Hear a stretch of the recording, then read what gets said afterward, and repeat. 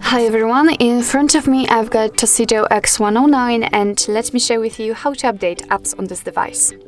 So basically, before we will start, just make sure that you've got the internet connection, and I highly recommend to use the Wi-Fi instead of mobile data, and then we can enter the Play Store. So let's tap on it. Of course, if you do not have your Google account added to this device, you will have to log in right now.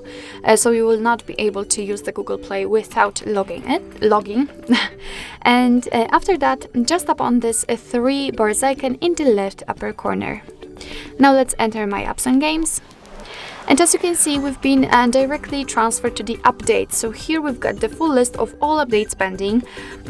And of course, if you want to, you can update all of those apps which are waiting for it. Just tap on update all, and then your device will do everything it needs.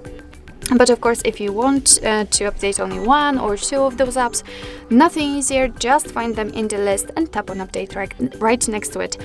So let me pick, for example, Gmail. Just tap on update, and as you can see, it will immediately disappear from this list, but it will appear at the very top. As you can see, right now it will be downloaded, and after that it will be successfully installed and automatically updated. So basically, you do not really need to do anything manually.